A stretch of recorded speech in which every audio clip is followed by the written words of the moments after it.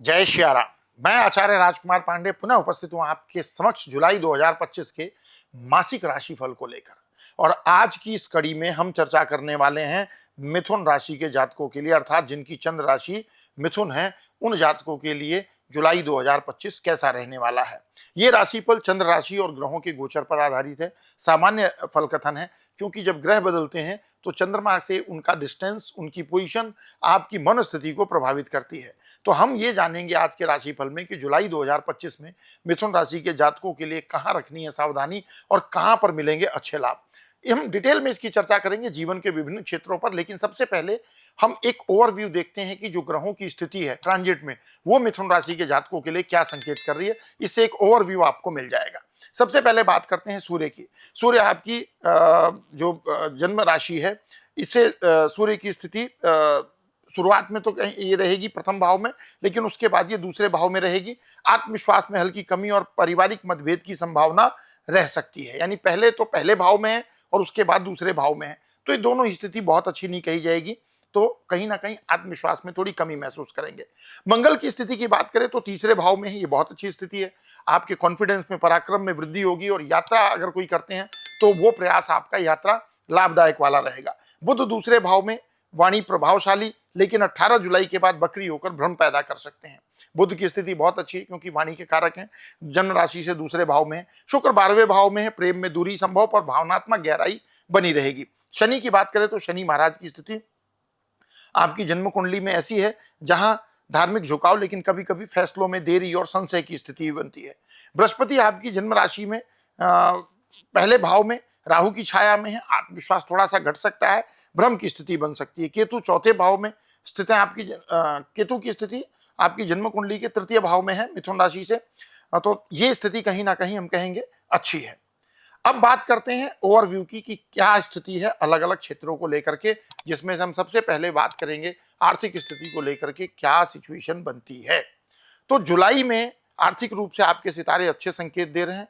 मंगल की पोजीशन भी अच्छी है, 28 जुलाई तक अनुकूल रहेंगे। मेहनत का भरपूर लाभ आपको प्राप्त होगा।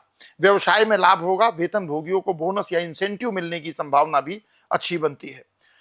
बुध की स्थिति 18 जुलाई तक मजबूत है, इसलिए निवेश, सेविंग और फाइनेंशियल प्लानिंग के लिए ये एक बेहतरीन समय आपके लिए हो सकता है। 18 जुलाई के बाद थोड़ा सा सतर्क रहें, अनावश्यक खर्चों में वृद्धि हो सकती है। क्या करना चाहिए उपाय जिससे कि ये स्थिति इंप्रूव हो? अगर संभव हो सके तो पीली वस्तुओं जैसे दाल वगैरह का या वस्त्र का दान कर सकते हैं। हर गुरुवार को बेसन के लड्डू आप गाय को खिला सकते हैं, इससे भी आपकी आर्थिक स्थिति स्टेबल रहेगी और इंप्रूवमेंट मिलेगा। बात करें कार्य क्षेत्र और करियर को लेकर, यानी व्यवसाय को लेकर के मिथुन राशि के लिए महीना कैसा रहने वाला है, तो इस महीने कार्य क्षेत्र में कुछ अप्रत्याशित फ्लक्चुएशंस यानी उतार चढ़ाव आ सकते हैं। बृहस्पति और राहु के संयुक्त प्रभाव से कुछ ऐसे कार्य पूरे हो सकते हैं जिनकी उम्मीद आपको नहीं थी, जबकि कुछ योजनाएं आपकी इनकम्प्लीट भी रह सकती हैं जो थोड़ी सी मानसिक तनाव देंगे।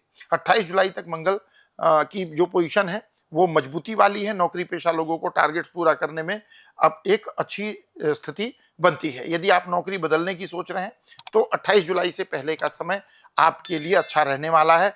घरेलू समस्याएं कार्य क्षेत्र पर असर डाल सकती हैं, यानी पारिवारिक जो स्थितियां हैं वो कहीं ना कहीं आपके वर्किंग फील्ड में थोड़ा सा आपको डिस्टर्ब कर सकती हैं, लेकिन अगर समझदारी के साथ चलेंगे तो डेफिनेटली आप स्थिति को सुधार सकते हैं।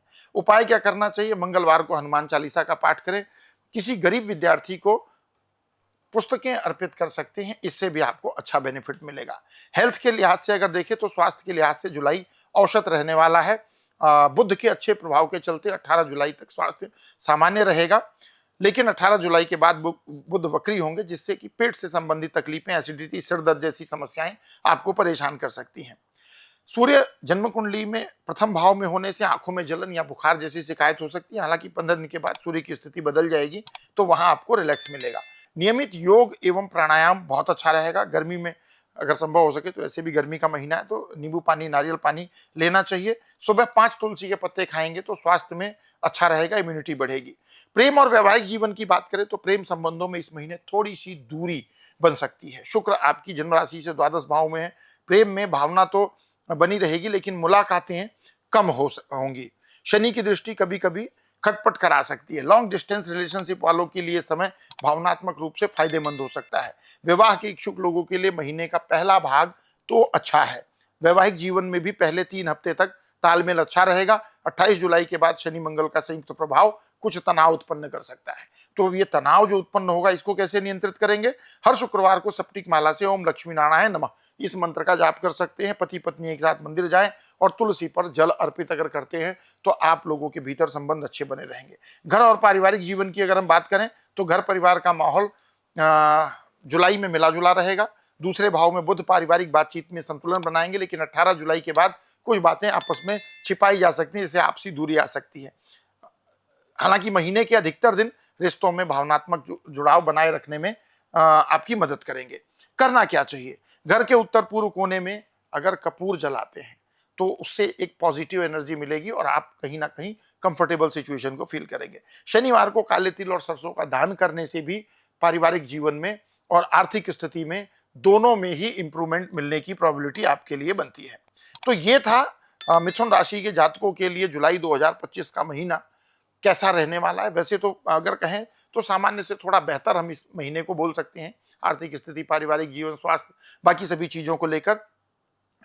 इसमें एक बात मैं कहना चाहूंगा कि अगर आप प्रयास करेंगे, संयम और समझदारी के साथ आगे बढ़ेंगे तो ग्रहों की चाल कहीं ना कहीं आपका साथ दे रही है। बस सही दिशा में आपको कर्म करते रहने की आवश्यकता है। निश्चित आप जुलाई 2025 को एक अच्छा अनुभव अपने जीवन में याद रखेंगे। अगर अब तक आपने हमारे चैनल को सब्सक्राइब नहीं किया है तो आपसे निवेदन है कि चैनल को सब्सक्राइब करें, क्योंकि हर महीने मैं आपके लिए मासिक राशिफल लेकर के आता हूं, जिससे आप अपने उस महीने की प्लानिंग अच्छी बना सकते हैं। वीडियो पसंद आया हो तो लाइक करें, कमेंट में जय श्री राम जरूर लिखें, इससे हमारा मनोबल बढ़ता है। मिलते हैं अगली वीडियो में, तब तक के लिए विदा। प्रेम से कहिए जय श्री राम।